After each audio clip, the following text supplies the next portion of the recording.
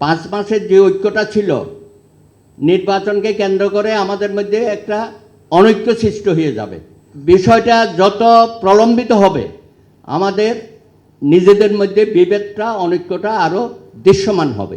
অতি ভালো ভালো না, অতিরিক্ত সংস্কার করে যদি আমরা ক্যানভাসটা বড় করতে যাই, তারও সমূহ বিপদ আছে। আজকে যে আমরা সংস্কার করছি, একসময়ের সংস্কার কিন্তু একটা গালি হয়ে গেছিল 111-এ। আপনি দুইটা বড় রাজনৈতিক দলের মধ্যেই দেখবেন, যারা সংস্কারপন্থী ছিল আওয়ামী লীগের, যাদেরকে বলা হতো র্যাটস, তাদের অবস্থা কী হয়েছে। অতি ভালো ভালো না, অতিরিক্ত সংস্কার করে যদি আমরা ক্যানভাসটা বড় করতে যাই, তারও সমূহ বিপদ আছে।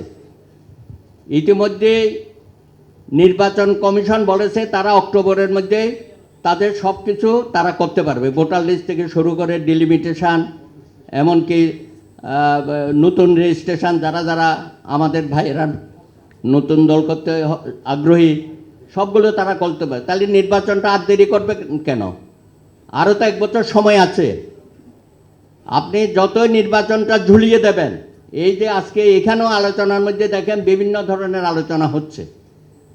5 মাসের যে ঐক্যটা ছিল, নির্বাচনকে কেন্দ্র করে আমাদের মধ্যে একটা অনৈক্য সৃষ্টি হয়ে যাবে।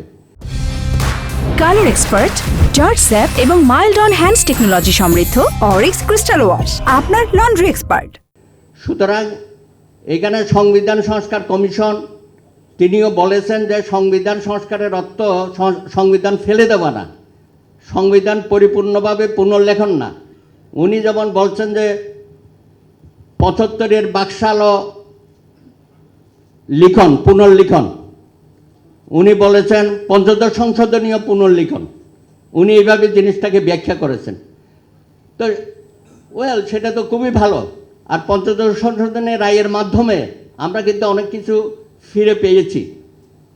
হ্যাঁ, সুতরাং এটাও তো একটা সংস্কারের মধ্যে এসে গেছে। আগামী আপিল বিভাগের রায়ের মাধ্যমে হয়তো তত্ত্বাবধায়ক সম্পর্কে আরও একটা রূপরেখা আমরা পেয়ে যাব। সুতরাং সংস্কারের বিষয়টা যত প্রলম্বিত হবে, আমাদের নিজেদের মধ্যে বিভেদটা, অনৈক্যটা আরও দৃশ্যমান হবে। এবং গত 15-17 বছর এই দেশের মানুষ ভোট দিতে পারে নাই, বঞ্চিত হয়েছে, এবং সেই কারণেই তরুণ সমাজ সহ জনগণ অপেক্ষা করছে একটা সুষ্ঠু নির্বাচন, গ্রহণযোগ্য নির্বাচনের জন্য, এবং তাদের জনপ্রতিনিধিরা রাষ্ট্র পরিচালনা করবে। এবং আমাদের যারা তরুণ সমাজ বৈষম্য বিরোধী আন্দোলন করে এত বড় একটা বিজয় এনে দিয়েছে, তারা কেন দ্বিমত করবে? তারা তো বলছে যে এখন যে নাগরিক কমিটি করেছে এটা কোনো রাজনৈতিক দল না। তারা হয়তো বলছে যে আরও তাদের 2-3টা রাজনৈতিক দল আসতে পারে, আসুক, ওয়েলকাম।